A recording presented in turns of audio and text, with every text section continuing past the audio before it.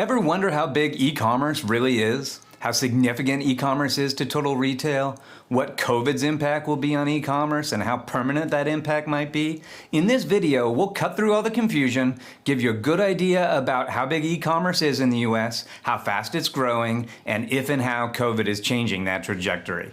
If that sounds good, grab a coffee and let's get into it.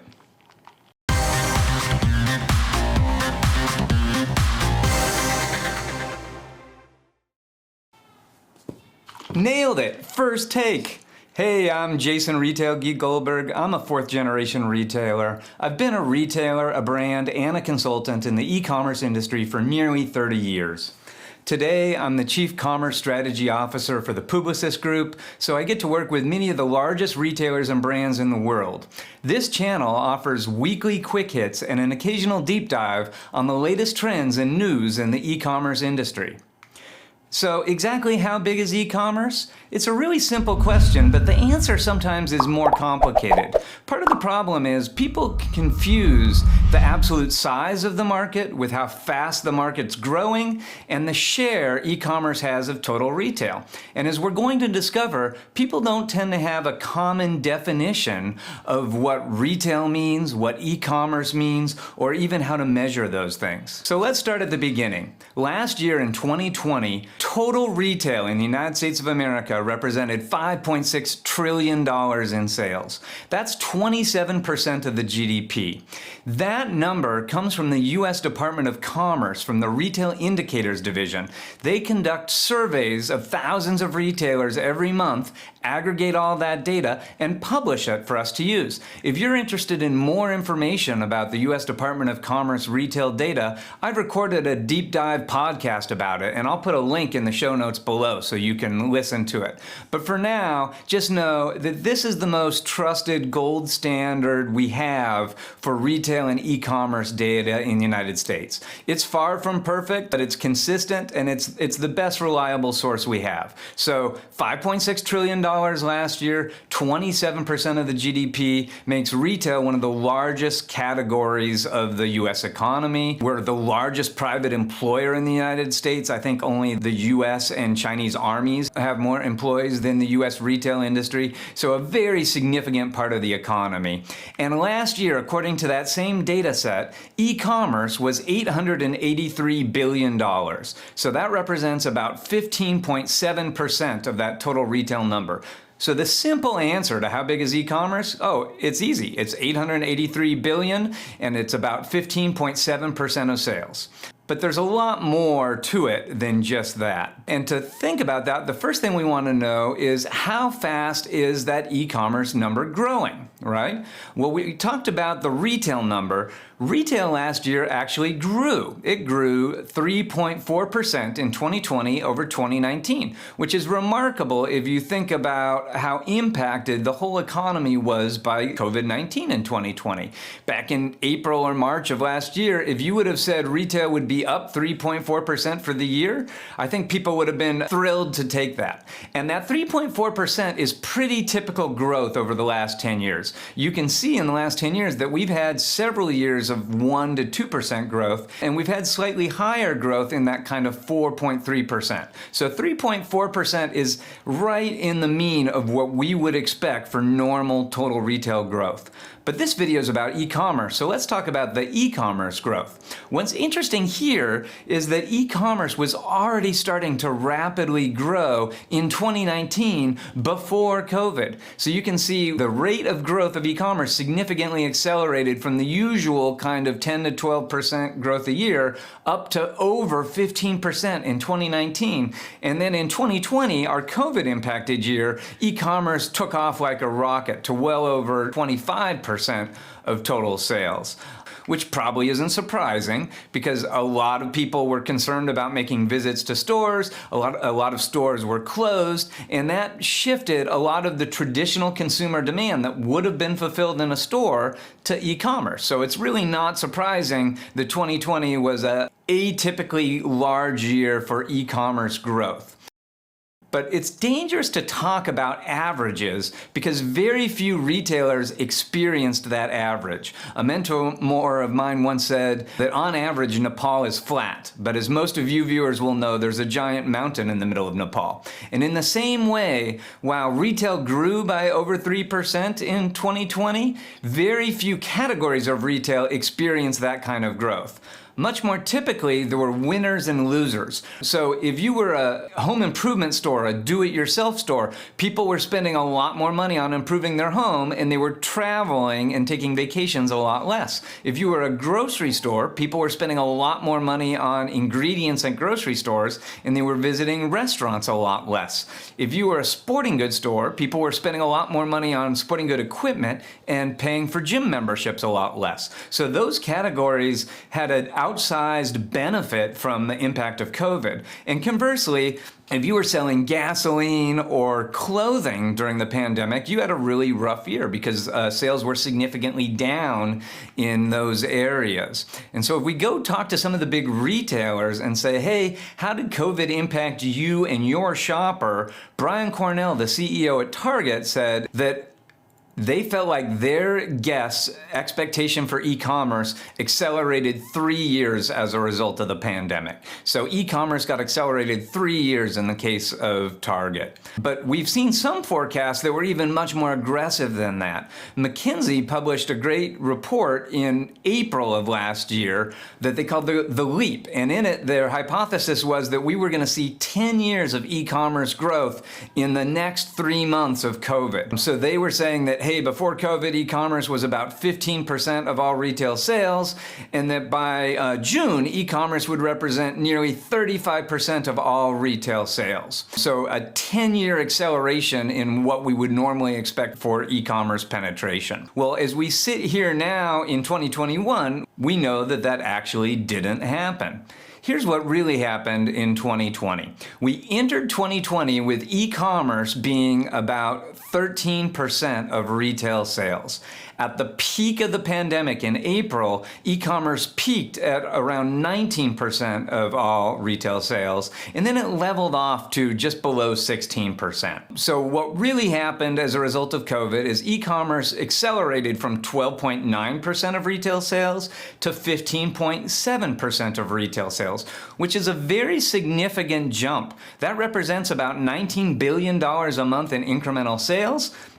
And it's what we would have expected for 2 or 3 years of growth. So very clearly, COVID did accelerate e-commerce by 2 or 3 years.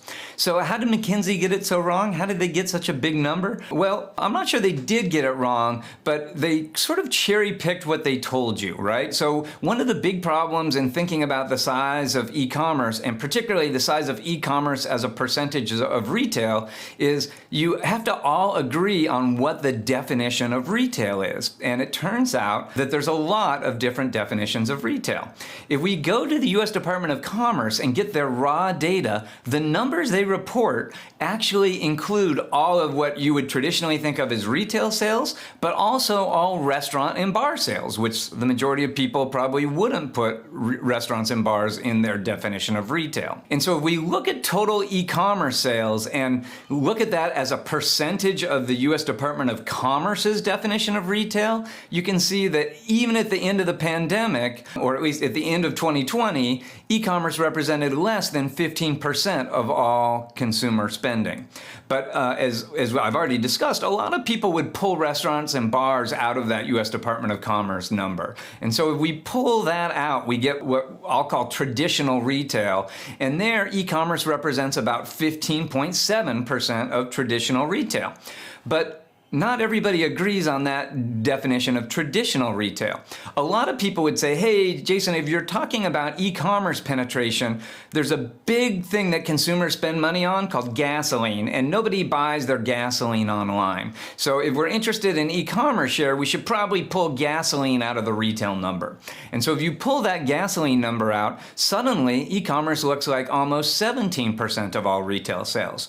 But then you might say to yourself, wait a minute, Jason, there's a bigger category that people spend on than gas. it's new cars, right? And very few people buy cars online. So, and automobiles represent about 25% of all retail sales. So we really ought to pull automobiles out of the retail number when we're talking about e-commerce. And if you do that, then suddenly e-commerce shoots up to over 21% of consumer spending. And at that point, you might even say, hey, Jason, the second biggest category of consumer spending behind cars is groceries. And very few people before the pandemic were shopping online for groceries. So if we pull that grocery number out, then suddenly e-commerce last year represented over 25% of consumer spending.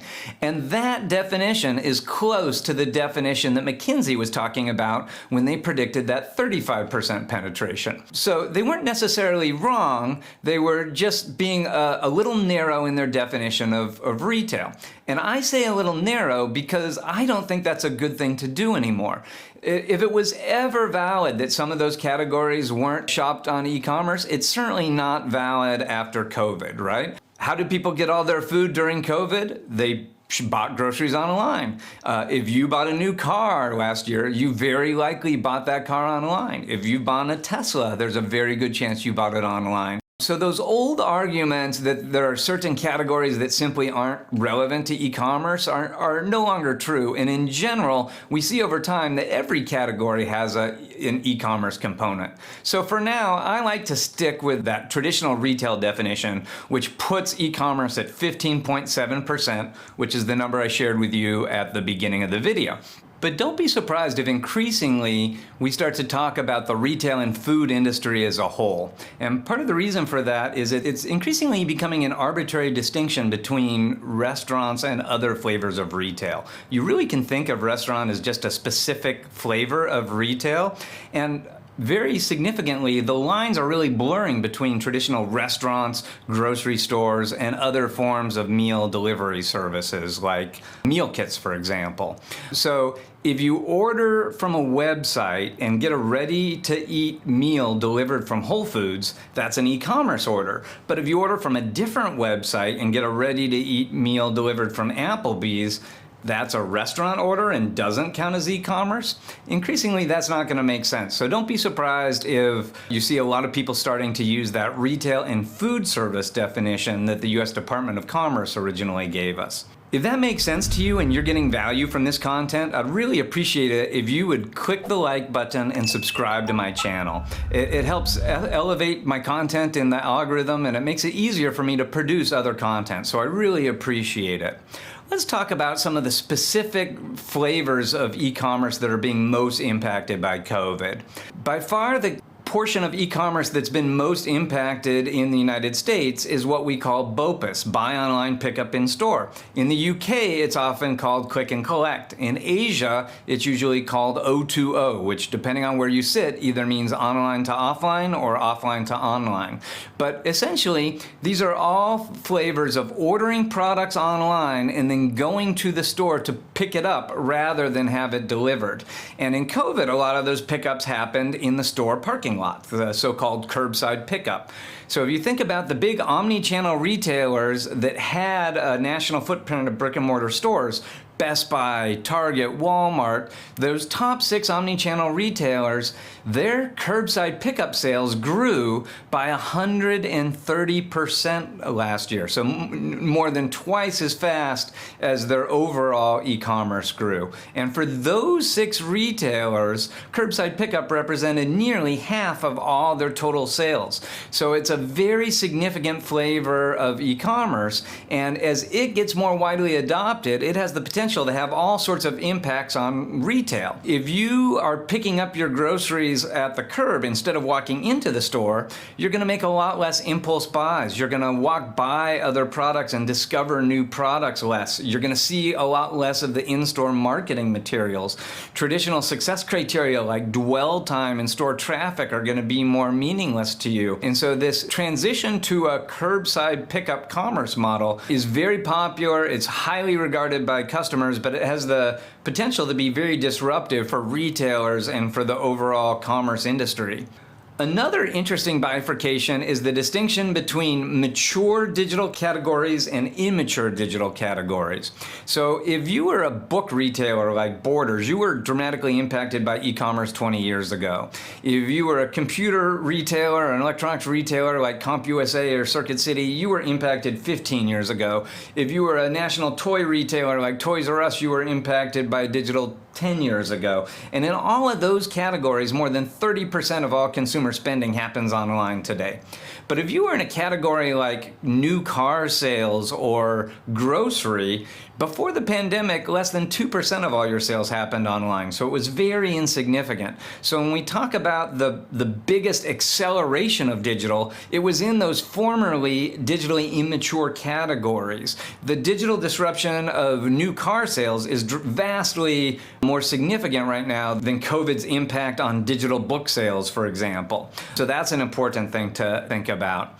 Another thing to think about is the distinction between big national chain public company retail and mom and pop independent retail.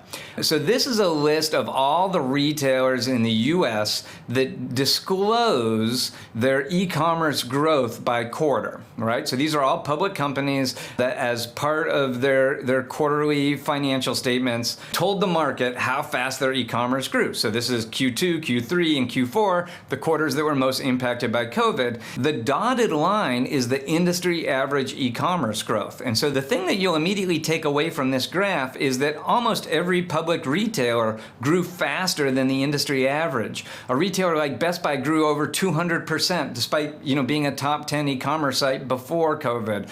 Walmart grew by nearly 100% despite being the second largest e-commerce site in the US. Amazon grew significantly faster than the industry average, even though they alone are like 40% of all e-commerce sales. And retailers in categories that did not do well because of COVID, jewelers, apparel retailers on this list, even grew significantly faster than the industry average. So you may be asking yourself, well, who didn't grow as fast as the industry average, or who shrank to essentially get us to that industry average? And the answer is regional retailers and independent mom and pop retailers. 25% of all retail stores in the US are independent retailers, and those retailers were less willing and less able to invest in digital amenities, e-commerce infrastructure, and all the things that you needed in order to benefit from the digital acceleration of commerce that happened as a result of COVID. So many of those retailers were left behind as a result of this digital acceleration. And that, in the long run, is going to be one of the significant lasting legacies of COVID on the retail industry. If you haven't guessed by now, I'm actually not a big fan of keeping track of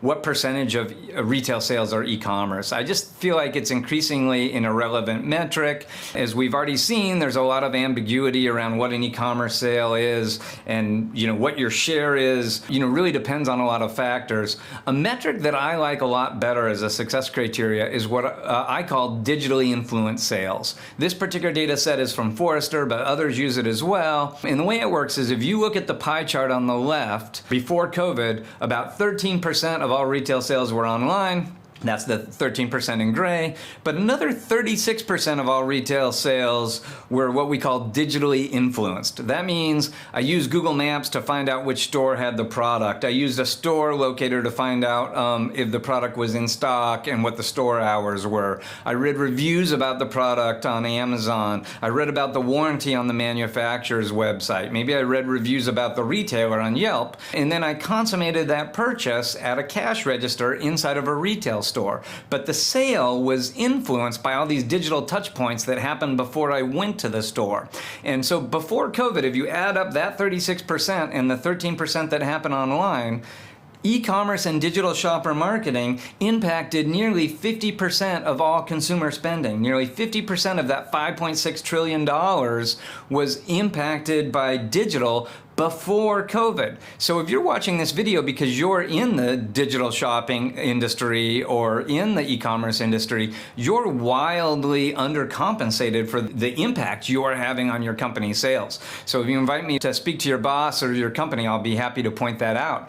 But if you think about the impact of COVID on this statistic, it's even more interesting. Sure, e-commerce penetration grew a little bit, as we discussed. We'll call it 3 or 4%. So you go from 13 to 17. But digitally influenced sales increased another 9 or 10%. So it's very likely that now, as a result of COVID, over 62% of all consumer spending is influenced by these digital shopper marketing techniques. And what this essentially means for every retailer in America is that beautiful flagship store you built is no longer the front door to your shopping experience. The front door to your shopping experience is that mobile phone in the pocket of your consumer. So digital, and especially mobile digital, is the new front door to retail in the United States of America.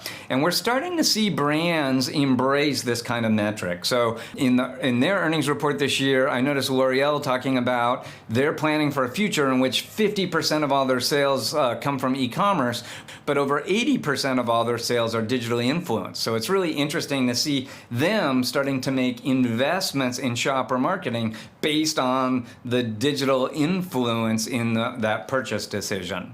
So I hope that was helpful to you, and I hope you got some value out of it. In the highly unlikely event that you didn't get enough of me in this last 20 minutes, I have great news. There's more than 300 more hours of me on the interweb. So a much smarter friend and I, Scott Wingo, started a podcast about 5 years ago. We thought maybe 8 of our friends and family would listen to it, and it's become an accidental success in the e-commerce industry. We didn't expect it at the time, so we gave the show a horrible name. It's called the Jason Scot Show. Scott's parents spelled his name wrong, so there's only one T in Scott. But if you type e-commerce into any podcast player, or certainly if you type Jason Scot, our podcast will come up. Today, it's the highest rated podcast about e-commerce on iTunes, and we do deep dives in the topics like the one we talked about today every week. So if you have insomnia or you're looking for a way to punish your family on a family car trip, I'd encourage you to check out the podcast. Links below to the Jason Scot Show. So I hope this was valuable for you. I really enjoyed making it. I'd love to hear what other questions you have about our industry and what other videos you'd like to see. So feel free to engage with me in the comments below. And until next time, happy commercing.